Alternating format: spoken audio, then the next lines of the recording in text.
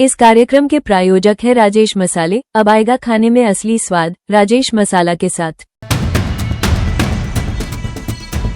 दोस्तों, एक तरफ योगी आदित्यनाथ की सरकार अपने काम, कानून व्यवस्था और विकास के दम पर दोबारा सत्ता में लौटने की तैयारी कर रही है, तो दूसरी तरफ अखिलेश यादव 2024 लोकसभा चुनाव के बाद मिले सियासी मोमेंटम को 2027 में सत्ता परिवर्तन की ताकत में बदलना चाहते हैं। लेकिन सवाल यह है कि अखिलेश आखिर योगी सरकार को घेरेंगे तो किन मुद्दों पर घेरेंगे, क्योंकि यूपी की 403 सीटों की लड़ाई में सिर्फ भाषण और नारे काम नहीं आएंगे। बेरोजगारी से लेकर महंगाई तक, किसान से लेकर कानून व्यवस्था तक और जातीय जनगणना से लेकर बुलडोजर एक्शन तक ऐसे 7 मुद्दे हैं दोस्तों, जिन्हें अखिलेश यादव 2027 में योगी सरकार के खिलाफ सबसे बड़े सियासी हथियार के तौर पर बदल सकते हैं। और अगर इनमें से कुछ मुद्दे जमीन पर जनता के गुस्से से जुड़ गए तो दोस्तों बीजेपी के लिए 2027 की राह आसान नहीं होगी। तो आखिर वो 7 मुद्दे कौन से हैं और इसमें से कौन सा मुद्दा योगी सरकार के लिए सबसे बड़ी चुनौती बन सकता है, आइए विस्तार से समझने की कोशिश करते हैं। सलाम नमस्ते दोस्तों, मेरा नाम फरीन अंसारी है और ये खबर आप क्रिएटिव विजन न्यूज पर देख रहे हैं।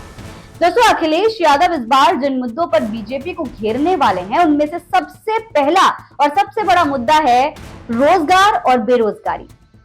दोस्तों, यूपी में युवाओं की संख्या बहुत बड़ी है और 2027 के चुनाव में जेनजीज और युवा वोटर बेहद महत्वपूर्ण भूमिका निभा सकते हैं। सरकारी नौकरियों की भर्ती, प्रतियोगी परीक्षाएं, पेपर लीक के आरोप, भर्ती प्रक्रिया में देरी और रोजगार के अवसर, ये ऐसे मुद्दे हैं दोस्तों जिन्हें अखिलेश यादव लगातार उठाते रहे।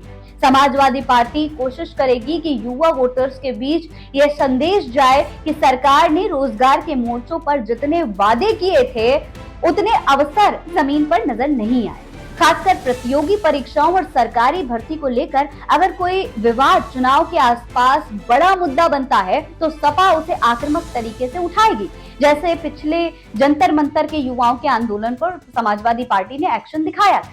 दोस्तों, अखिलेश की चुनौती यही होगी कि सिर्फ सरकार पर सवाल उठाने के बजाय वो युवाओं के सामने रोजगार को लेकर अपनी ठोस योजनाएं भी रखें। दोस्तों, इसके अलावा दूसरा जो बहुत बड़ा मुद्दा होगा वो होगा कानून व्यवस्था। देखिए, योगी सरकार की सबसे बड़ी राजनीतिक ताकतों में से एक उनकी कानून व्यवस्था की छवि।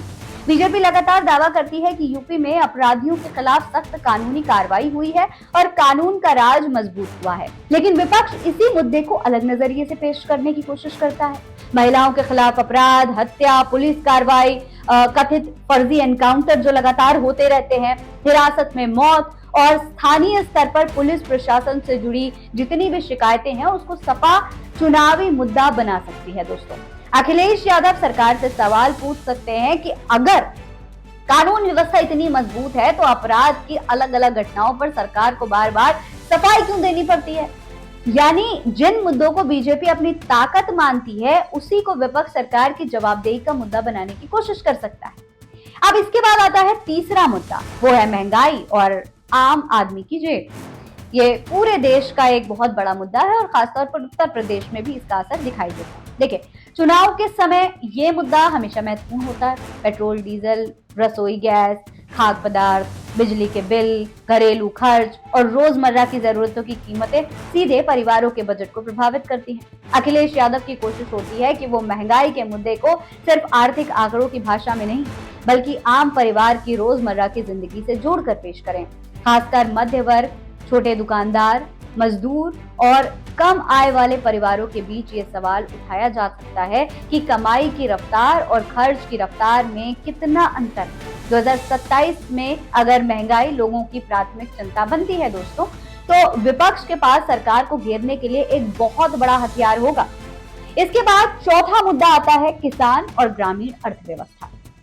देखिए दोस्तों, यूपी की राजनीति में गांव और किसानों को बिल्कुल नजरअंदाज नहीं किया जा सकता।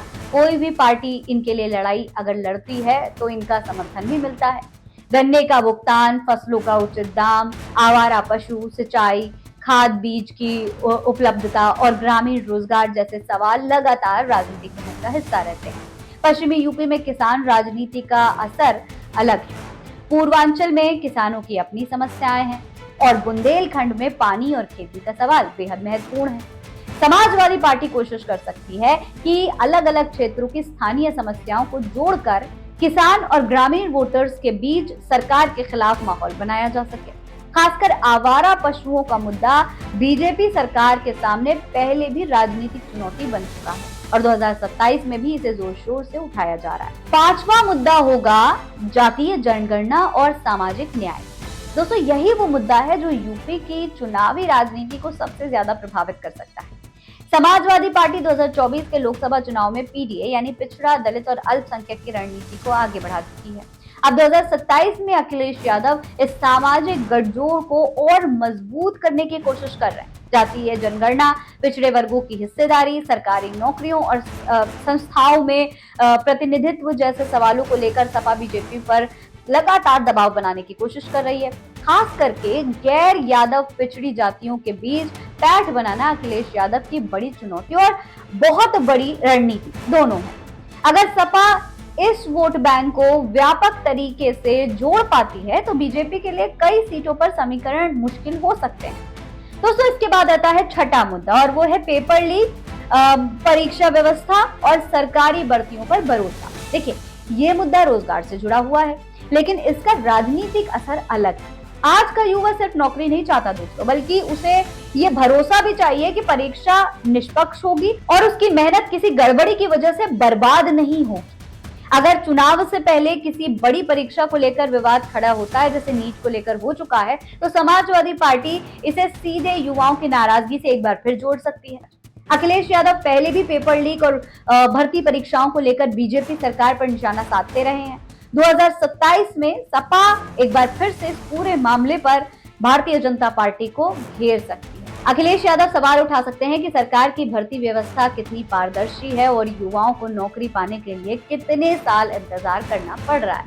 सातवां और सबसे अहम मुद्दा जो हो सकता है वो हो सकता है बुलडोजर कार्रवाई और सरकारी विकास का। देखिए, योगी सरकार की पहचान बुलडोजर कार्रवाई और अवैध कब्जों के खिलाफ सख्त अभियान से भी जुड़ी रहती है। बीजेपी इसे कानून के राज और अपराधियों के खिलाफ सख्ती के रूप में पेश करती है, लेकिन विपक्ष आरोप लगाता है कि कई मामलों में कार्रवाई पक्षपातपूर्ण या नियमों से बाहर रही। अखिलेश यादव इस बहस को सिर्फ बुलडोजर तक सीमित नहीं रखना चाहते, वो इसे कानून, संविधान, प्रशासनिक और निष्पक्षता और गरीबों के घर दुकानों से जोड़ करके चुनावी मुद्दा बनाना चाहते हैं। खासतौर पर मुस्लिम वोटर्स को इस मुद्दे से टारगेट करने की कोशिश की जाती है। दूसरी तरफ बीजेपी का जवाब होगा कि अवैध कब्जे और अपराध के खिलाफ कार्रवाई जाति या धर्म देखकर नहीं की जाती है, इसको साबित करें।